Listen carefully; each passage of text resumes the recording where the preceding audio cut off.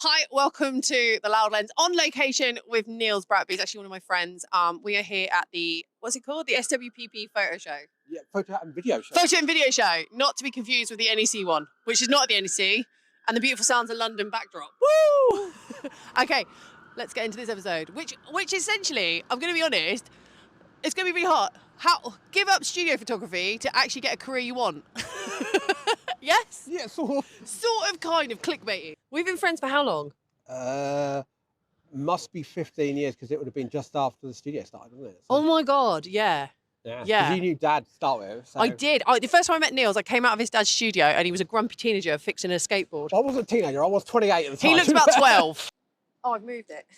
The artiste and the technical people. I messed that up. So if the alignment's not right, that's because of me. But if you're watching this you're not watching this on YouTube, it's just a podcast, you'll never know that. Anyway, Nils is recently, well, actually tell everyone who you are. I feel like I could tell everybody, but I would like gloss over it all. Yeah, well, so I'm Nils Bratby. I was a photographer for Immortal Life Photography, which was a studio in Stoke Mandeville. Not so much now.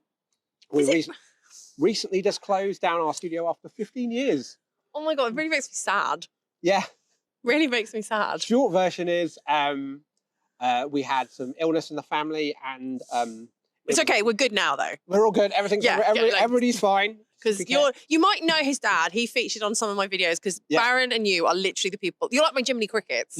I will call them for advice. Yeah. Even though we're not in like the similar like photography kind of styles. If I need advice and I just need to reassurance, these two will tell me if I'm being a twat. Yeah. These two. Which is generally yes. Yeah, you are, but still do it anyway. It's the advice from the dad. Much, yeah. Yeah. So now you're giving up the studio and what are you going to do? Don't know exactly. That's kind of where we're at the minute, is kind of like trying to decide what next. So the reason I want to do this podcast with you is I want to know what made you decide, one, do you have any regrets being a studio photographer? Do you think you're going to miss being a studio photographer? And what is the issues with being a studio photographer and the whole aspect of, do you feel less of a photographer now because you don't have the studio? All these things. Yeah, I mean, short version of the, I didn't plan to be a photographer. I know you didn't. Family coercion. Yeah, basically, Dad wanted to start a photography studio and I wanted a career change, and those two things seemed to happen at roughly the same time. They did, didn't they? I mean, I started my career because your dad told me I had to, because I was already doing it, but I wasn't doing it properly. Yeah. And then your dad was like, get on it. And then you looked at me and went, yeah, get the F on it. Yeah. And then we sort of like, I was your assistant for a while. You've Yeah. assisted me. Yeah. And then you've literally just been my business gurus.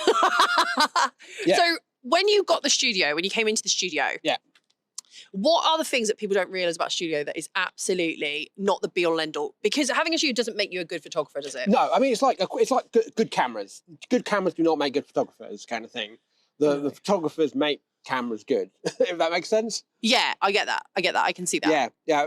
Studios obviously give you more options. Yes. And make things easier sometimes. Yes. But they don't help you. I mean, the difference between doing photography in the studio and doing it on location is the location, you're responding to the environment. Right. In studio, you have to create the environment. See, I think that's a really good thing. People don't realise that you have to bring a lot more to a studio to make it not look like a studio. Yeah, because you're basically starting with a blank room, which is going to be, to your average person, it's going to be quite intimidating. And then you've got to try and bridge that gap somehow. Okay, and what's the bit you hated the most about the studio? It's all that, I mean, I hate the admin. Yeah, I mean, basically, essentially, any photography studio comes with a lot of fixed costs, which turns them into a bit of a beast you have to constantly keep feeding. I cry every time I paint my studio white, the floor, and then someone walks in with muddy shoes on it. Yeah, invariably on the first day as well. Yeah, yeah. And I'm looking at you. I'm looking at you, Soph, because I literally just painted my floor. And what did you do? Scuff it with your new rocks. Yeah. Yeah. I think... Go on. Yeah, I was going to say, you need to be quite unprecious about your equipment. Yeah, and did you find, like, having a studio, did you feel like you were more of a photographer because you had a studio or you had a studio placement? Well, the thing is, I wasn't a photographer. Well, I never considered myself a photographer before. I've always been around photography. As you know, Dad's been in photography and I learned photography from him. So I've kind of always grown up with it. Do you think you're now a photographer, though? Was there a point where you went, I'm a photographer now? Yeah, I think probably about a couple of years in after, like, because I know I don't know how, I wasn't originally going to be a photographer. I was just going to help out in the background. I know you were. I was just kind of like, well, I'll give it a try. And then you started winning awards, like, actually, I'm quite good at this. I was like, this is all cool. I remember us doing a shoot with the legend drag queen, DJ TT Bang. Yeah. And I just remember thinking, like, we proper buzzed off each other, and it was a really good shoot. Because if you remember, my camera battery had died. Yes. And I had to borrow yours, Canon. I'd never used a Canon before, and I panicked. And you were just like really chill about it all. And it was just such a good shoot. And I think we did really, really well. But so what was the point when you went, okay, now I feel like a photographer? Was there a defining point? Probably not. I'd say it's just kind of like one of those things, like a couple of years in, it's like, oh yeah, that's what I do for a living now. So, yeah. What do you think is the obsession, though, with photographers wanting a studio to sort of legitimize themselves? Or do you think that's an old way of feeling and it's falling out? I think there's two types of photographers. There's photographers who do it for the art. Yeah. And I don't think for them a studio really makes much more of a difference than anything else. It's just another tool they use to create their art. Yeah. And then there's the photographers who do it for the technical challenge of photography. Okay. And for them, it's all about the kit. Yeah. They're the guys who will go out, who will tell you. Or girls. Or girls or guys. The people. Who will spend an hour telling you what camera they used. They're the people I call the gym bros. They're the guys who go, do you even live, bro? Or like, do you even use XY brand? And I'm like, no, I use a potato to take pictures. Yeah, the people who will tell you, the first thing they tell you when you see that you like their picture is tell you what lens and stuff you use. That's it. We look like a little sitcom. Like we're like the friendless. We haven't got enough friends. Well, although, I did like I matched my drink to your outfit. I feel like it's kind of the story of our life, isn't it? We kind of always in synchronicity, but not quite the same as everyone thinks it is. So one of the things I was talking about was with being a studio photographer. Do you think there is this whole idea that having a studio makes you a legitimate photographer? I think for some photographers, yeah. And I think it's for those... I felt that way. For the technical guys. And now I think that probably makes up a good chunk of photographers. So we know, if you don't know the story of how I got my studio, I literally got told to have my studio, didn't I? Yeah. I wasn't planning on having a studio. I was happy freelancing. Actually, probably technically freeloading off of you and your dad sometimes. Yeah. But it was like, I was like your long lost cousin that showed up occasionally. Yeah, occasionally cause a bit of chaos. But you loved it. Oh, to be honest, our life is so much chaos anyway. It was I was going to say, you also like chaos. raiding my wardrobe because I used to have weird clothes, didn't I? And then your dad said you need to get a studio so I could develop myself a bit more as a photographer. And I didn't want one. And then I got one, and it was like overnight I had to open this whole studio, didn't I? And I was panicking, and your dad went, "You'll get to it." And your dad was right. Yeah. And the thing is, I don't feel like more of photographers have a studio, but I definitely think customers think I'm more of a photographer. Yeah, I mean, there is a credibility thing, isn't there? Like, that comes, you've got a fixed location, they can come to you and have a complaint if they have one. It's weird, isn't it? Like, once you've got that thing, and I think the obsession with having a studio is because we still think of business as having a premises.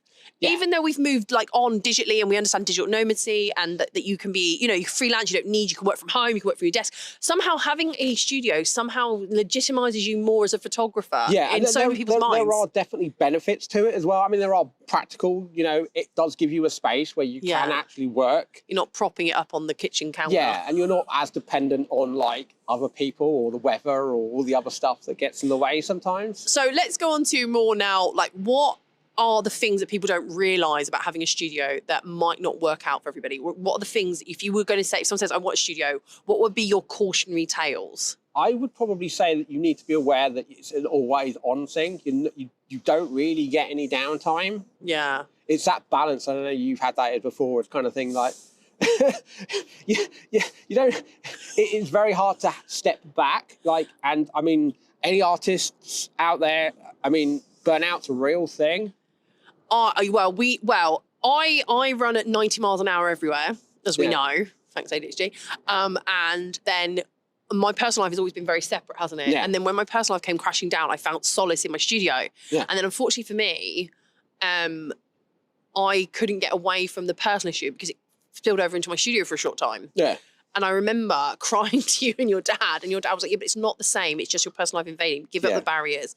And then I found that on the days when you really don't want to be in the studio, you have to go. You have to show up. Yeah, there's a discipline that has to come with it. So I had to do the boundary thing. So I now don't have the studio. My studio's only by appointment, which I think was a great thing. Yeah. I don't take footfall. Yeah, I mean, we were never really dependent on football. Yeah. We were basically in a location which was like a small industrial estate. So many people think they need a studio on the high street and they get in this financial sticky wicket. And I'm like, yeah, because the cost is so much higher. Yeah, but no one walks down the high street. I want a loaf of bread. I'm going to get an angle grinder. Obviously, they're shopping in Lidl at this point. And then they go, oh, and I'm going to get a family shoot while I'm here. I don't get why you need it. You don't, but it is a benefit that there is that whole kind of idea that you don't buy from somebody unless you've seen them 7 times. I don't know if you've heard that thing. Yeah, I've heard that 7 points got, but it's now 21 points of contact. Someone told me. Yeah, I mean, it's a bit different now, but yeah, I mean, there's still some truth to that you tend to go to the people you see. So if you see somebody on a high street all the time, okay, there is that to it. Okay, so are you going to miss being a studio photographer? I think after 15 years, I'm glad for the break. I'm not quite sure if I'll feel that same way in 6 months' time. So do you identify now as a studio photographer who's now gone just back to being a photographer, or what are you going to give yourself as a title? I don't know, because I kind of feel like I've done my rite of passage through being a studio photographer now. I don't have quite the same hang-ups of somebody who's like, you know, the weekend warriors out there, so. Oh, don't start with them. Don't start with them. That'll come for you. By the way, if you are a weekend warrior, that's fine. Just pay your tax and have insurance and don't do a shit job. Yeah. Yeah. If someone said to you, I'm going to set up a studio, right? Yeah.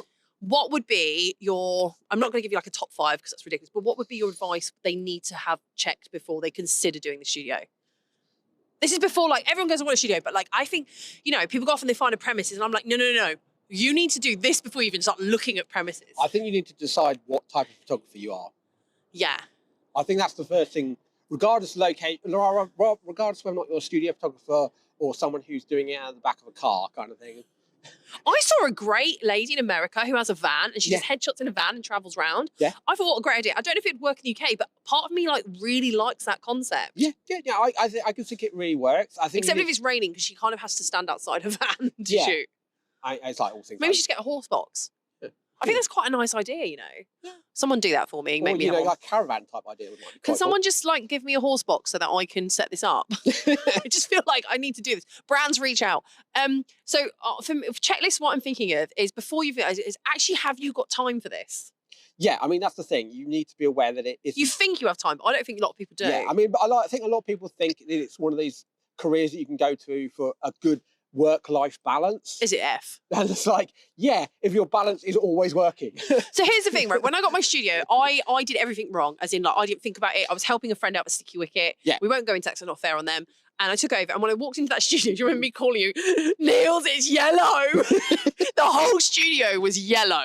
And I couldn't know, Cornish cream. It was Cornish cream. And I cried. The floor wasn't laid properly. There was dirt everywhere. Even the curtains for the changing room were so low, they were hitting me on the head. Do you remember all that? You had a changing room. We had to build our changing room. All right, I was very privileged. I took knowledge. So I had to do, and I remember, and this is a story I've told, right? And I'm going to tell you this story because I know you've heard it to death. Yeah. When I opened my studio, first week, the landlord saw the state of the room, went, you can have a month rent free because he knew I had to do lots of work to build it up. That meant plastering some things, painting something, the electrics needed sorting, a window, there was some damp problem, all got sorted. But the day I opened the studio, in like the day I opened the first door to start all this work, I was having a chandelier, because it's me, fitted in the changing room, a little one. And Steve was up on the scaffoldy thing doing it. And this man walked in, and sorry, I'm going to not use his name because I think that's not fair. He walked in and he said, hi, are you the photographer? And I went, yeah, I am, pleased to meet you. I'm Khandie. He went, right. And he walked around. I had my hand outstretched for a handshake and he didn't. And I went, okay, not everyone shakes hands. Yeah. And he walked around and it suddenly felt like I was in the OK Corral or something and I was about to be shot down. And sure enough, he did. He turned around and went, I'll give you a month before you F this up and 6 months before you close shop. Except he used choicier language. And I looked at him and went, get to F. And he looked, and the thing is, my mate who was hanging out, poked it around and he's got a very broad Scottish accent, so I'm not going to ruin it. And he went, okay, you wee B word, like this. And the guy went, oh, obviously not realising there was someone else there. And he's got, and what was really annoying, this guy is a photographer in our town where I live, and he's still there working. And I find that quite comforting. So obviously I wasn't enough threat for him to be really conscious, but also I was enough threat that he risked his reputation to come in. Yeah, there is. I mean, it's surprising how territorial some photographers I'm like, we're not even in the same like not tax bracket, I shouldn't say that, in the same like pricing structure. Yeah. And like, I remember not long after that, another photographer came to see me for some advice. I gave her loads of advice. I helped her out. I loaned some kit to her. And then I happened to be behind her in a coffee shop and I went to say hi and she was slagging me off, saying that I've done nothing to help her even though she's asked loads of help. And I went, I literally went through your business plan with you and corrected it and helped you out and loaned you my studio for 4 weeks. And I'm like, you cheeky chopsy cowbag. And that's when I learned, I am not creating photography for other photographers, and I need to not worry about other photographers. So when you have a studio, I don't have a massive studio. It's not glamorous. No, it's functional. And I think that's what's more important for me, because it is an experience to hang out with me, but the experience is actually me and what I bring, not the aesthetics of my room. My room is very clean and minimal, and it's got quirky things in it. But it's not like, I'm not agonising over what sofa I'm buying that month, and I'm not got a boho vibe to my studio. My studio is very functional because it has to be. Yeah, I mean, it's just it's a tool at the end of the day. Yeah, it is a tool. And I do regret having it some days, because there are times when I look at it and it hasn't been used for like a week, and I'm like, well, that's a lot of money. But then I remember I'm not using it because I'm working somewhere else. Yeah. And I've also had this thing, and we're going to talk about, like, renting the studio out, which we both know I've had issues with. Yeah, and we stopped doing it. Yeah, we're going to come on to this, because I feel like this is going to be some nice things. Studio hires. Studio hiring is never good fun. Before we finish, I feel like we're going to do some final words, but renting your studio out. So some people think they're going to get a studio and they're going to rent it out. Which we did, to be fair, both of us did. Yeah, I'll never do that again. Yeah, no, they're not even going to try that one again. Not only does nobody treat your kit with care because they couldn't give an F, but also, do you remember that guy who took all my stuff down and pretended it was his studio? Oh, the guy we did all their lighting for, and the next day they had a website saying that they were a professional photographer after. Yeah, that one. Yeah. I had a guy who paid to use a paper roll. It's the white and black and white one, which I put up, only for me to find out a week later from his studio shots that he'd put on Instagram that he'd used the pink roll and cut through it, and it was a brand new roll. And I knew it was mine because I opened my pink roll, and sure enough, there's a big hole in it. Yeah. So I messaged him, and he couldn't understand why I was annoyed. Yeah. Paper rolls is like ridiculous. Like, yeah, and they don't realize how expensive they are. Like, it's something that you obviously, it's one of those consumables that you know, but it's just annoying when someone cuts a dirty, great big hole 3 meters into it. And you're like, what? Why? We had something very similar kind of thing. So yeah. Yeah, but for me, I think when it comes to choosing your studio, don't look at premises just yet. Financially, can you cover it if you don't get any business in? Yeah. And one of the things I frigging hate, and I've said this loads of times, and I've got in a future episode, we've got Luna coming on to talk about Luna, Amanda, however you want to call her, about marketing, is how many photographers get a shoot and then have no idea how to market it. Yeah, I mean, that was obviously our biggest problem, is that me and my dad were particularly good at marketing to start with, kind of thing. And this is why I tell everybody, stop learning how to pose and learn how to bloody run a business first before you start setting yourself up as a business. Yeah, that's the bit that's the hardest bit, and it's the bit that's least fun as well. Yeah, it is the least, unless it's, you hang out with me and I teach you how to do it. Yeah. Because I'm pretty good at it, I think. I think I've got it down. Yeah. Loud and obnoxious is definitely my style. Yeah. Blunt. And so people who run the studios, they often just go, I can't get any business in, why not? And I'm like, well, what are you doing? Yeah. And they're on Instagram, and I'm like, okay, cool, but what are you doing? Yeah. On there. Yeah, but I'm like, I'm commenting, but are you showing people what it's like? Are you doing humorous side? Are you showing your personality? Because people are intimidated to go get their photographs taken. Yeah. And if you don't understand how to market your studio as a business premises, what hope have you got marketing your actual photography? Yeah. I mean, because it is a beast. You do need to keep feeding it. And it doesn't have to cost you money to market it. No. It's time, which is, okay, in business is money. But you can do free content by just doing a, hey, get to know me video. Yeah. Like this, which not getting to know me really, because I'm just sat with Nils. That's right. Okay. And last bit of advice for anybody who is having a dramatic career change, because to be honest, this is quite a big step for you. Yeah. We're going to have to get you back in like 6 months to see how you're feeling. Yeah. I mean, I don't know where I'll be in 6 months. We'll see how it goes. All right, careful, because I don't want to be rude, but don't be morbid. Given what's just happened to me recently, I don't want anyone else popping their clogs. Sorry, I should trigger warn that. I've got a very dark humour. Yeah. Go on. What are you going to do? You're just going to spend some time just researching and experimenting again. Yeah, I think I kind of photography, not anything else. Well, some other stuff too, maybe. But it's been single a while, ladies. I think it's just a case of like take a deep breath, kind of decide what I do want to do, kind of thing. So, do you think you've fallen out of love with photography a little bit? Well, I mean, obviously I've been doing it for a while now, and like. Are you at burnout point, do you think? I probably was burnout point a couple of years ago, to be honest. I reckon I saw you go through burnout, and I did mention this to you. And I'm the worst friend that you've ever had, because I will literally poke you and go, oi, why don't you shoot this? Why are you not doing this? And I remember you getting really frustrated with me at one point and walking out the room. Yeah. But that's because I know you've got such potential, and I see it. I mean, your pictures you did, what's the lady is it Dolly who's gone to Australia? Yeah. When you did those all those years ago, I knew you had something, and yet you then went back to shooting babies. Nothing wrong with that, but you had such potential. But I think because you were trapped in this studio cycle, you stopped developing that. And I hope, for me, as your friend and someone who's been in your life a very long time, I'm like, the shit you can't flush. Can I say it on a podcast? It's mine again. Yeah. I hope you push that more, because I can see you doing model shoots, like, you know, and all these cool, crazy shoots, but that are very fashion forward and a lot of like, I don't want to downplay it, but like content creator kind of lifestyle shoots that is so your vibe. And you've only, every now and then I see it peek out of your portfolio and then it goes retreating back because you've done another baby shoot. Because you've got to feed the beast. And now the beast is gone. So, anyway, I hope if you listen to this is Nils. Where can they find you? Not in the studio. Yeah, I was gonna say, it's kind of different because all the. I mean, it might come back as like the URL, but yeah, I mean, you can find me under my name, which. You should have nilsbratby.com. I'm not. Yeah, I think there's points to our website at the minute. So. Well, you know what you're going to do, aren't you? Yeah. Sort your website out. Yeah. And in 6 months' time, we're going to have you back. Yeah. If this podcast, this will be on YouTube as well. Yeah. All the links will be below. Follow Nils' journey. I think that would be a cool thing for us to do a check-in on you, see how you're getting on. Yeah. Although I feel like I might publicly shame you, which I don't really have. That's not my Yeah, I intent. was going to say, I don't really know where I'm going yet. So. No, we'll do something. And I'll see you all on the next Loud Lens. This has been me, Khandie, Reese, and Nils. Woo.